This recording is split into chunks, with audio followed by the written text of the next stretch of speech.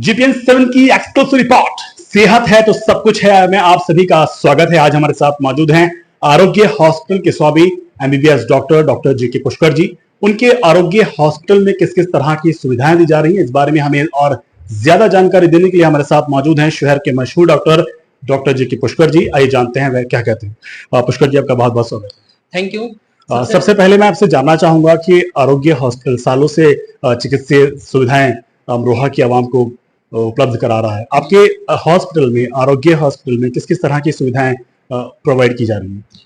देखिए, मैं बताना चाहता हूं अमरोहा के लोगों को कि जो जो फैसिलिटी इस समय मुरादाबाद में और मेरठ में अवेलेबल हैं, वो फैसिलिटी मैं कोशिश कर रहा हूं कि अमरोहा की आवाम को दी जाए। जैसे कि एनआईसीयू में मेरे पास वेंटिलेटर अवेलेबल है, बवासीर पे अवेलेबल है, और जैसे कि जिन बच्चों के फेफड़े नहीं बने होते उन बच्चों को फेफड़े बनाने की दवाई लगाना, मतलब जो भी एक लेवल 3 की सर्विसेज जो मुरादाबाद और मेरठ में अवेलेबल है पीडियाट्रिक्स डिपार्टमेंट में, वो मैं कोशिश कर रहा हूँ कि वो अमरोहा को आवाम को यहीं पर अवेलेबल हो जाए, ताकि उनको बाहर के लिए जो ट्रबल होता है, कभी काफी सारे बच्चे और पेशेंट जो है ड्यूरिंग ट्रांसपोर्ट ही गड़बड़ हो जाते हैं।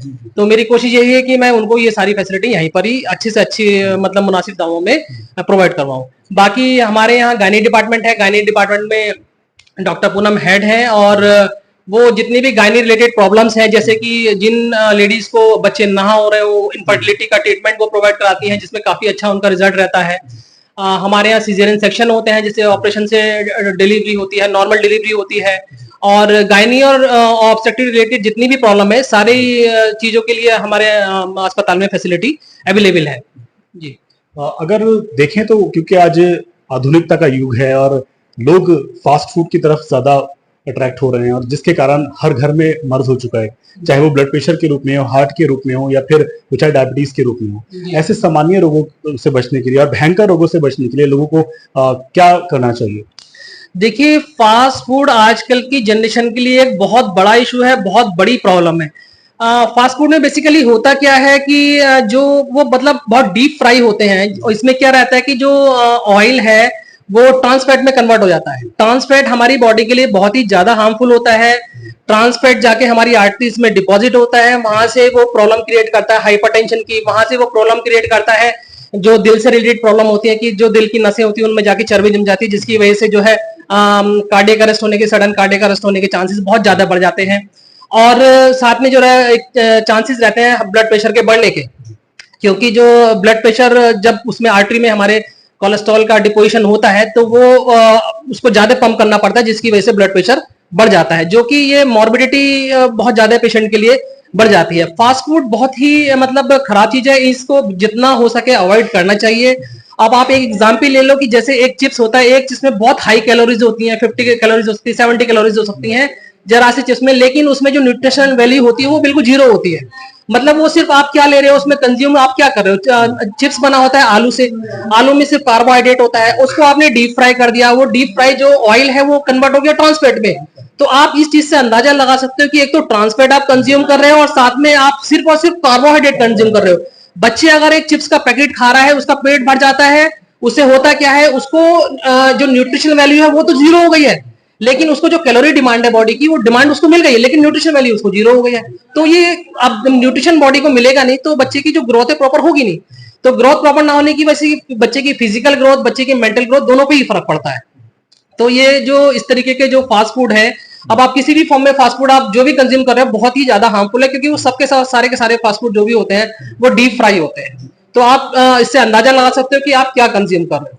तो ये बहुत ही खराब चीज है, इस चीज को अवॉइड किया जाए, और आपको कोशिश करनी चाहिए जितने भी घर में बने खाना होता है, जो घर में जो लेडी खाना बनाती है वो बिल्कुल फ्रेश होता है, अच्छे से साफ सुथरा करके बनाया जाता है, और उसमें न्यूट्रिशन वैल्यू उसकी प्रिजर्व रहती है।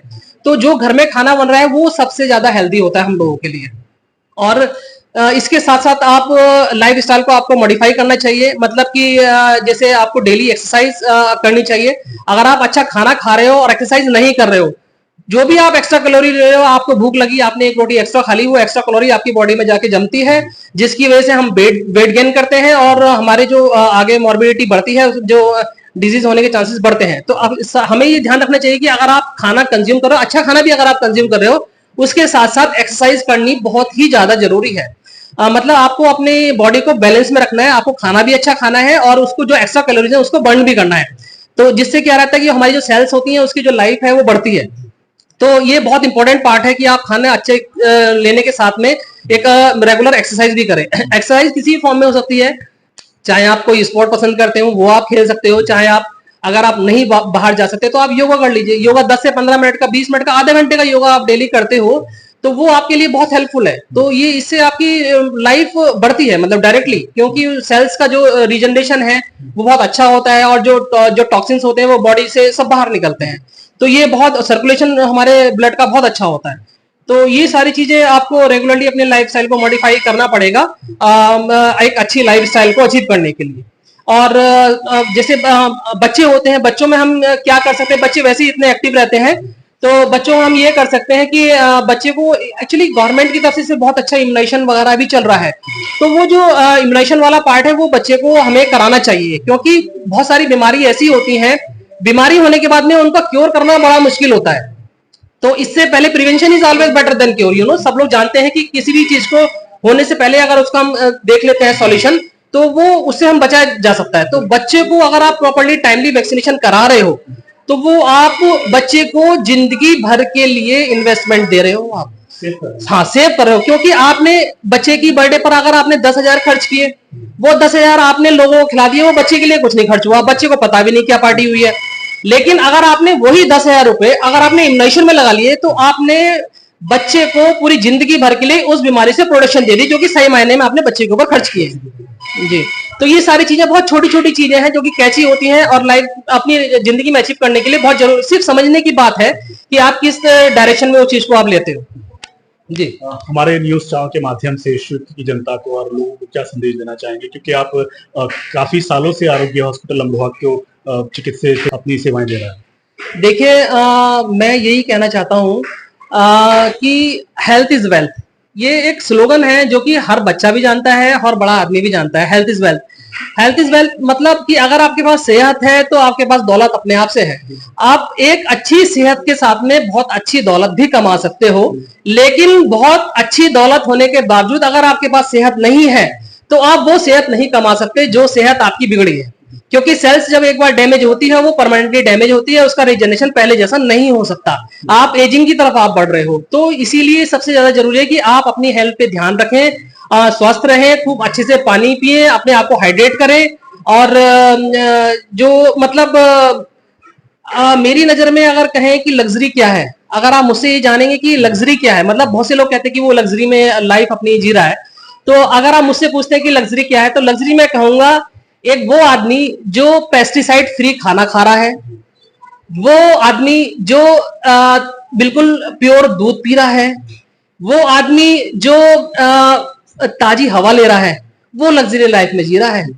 एक ऐसा आदमी जो पेस्टिसाइड से बना हुआ खाना खा रहा है, वो अपनी बॉडी को नुकसान दे रहा है ना। उसके पास फ्रेश एयर नहीं है लेने के लिए, वो बॉडी को नुकसानदायक है ना। और उसके पास अच्छी सेहत नहीं है पैसा होने के बावजूद, तो वो क्या लग्जरी रह गई। मतलब आपके पास अगर पैसा है तो अगर आप दवाइयों में खर्च कर रहे हो तो वो लग्जरी नहीं है, क्योंकि आप डिप्रेस हो बीमारी से लेके आप परेशान हो, तो वो लग्जरी नहीं है। लग्जरी वो है जो आप स्ट्रेस फ्री रहते हो, लग्जरी वो है जो आप अच्छा खाना खाते हो, पेस्टिसाइड फ्री खाना खाते हो, जिससे आपकी लाइफ बढ़ती है, आपके अंदर अच्छे अच्छे हार्मोन रिलीज होते हैं। लग्जरी वो है जो आप बिल्कुल फ्रेश एयर आप लेते हो। तो मेरी नजर में लग्जरी ये है।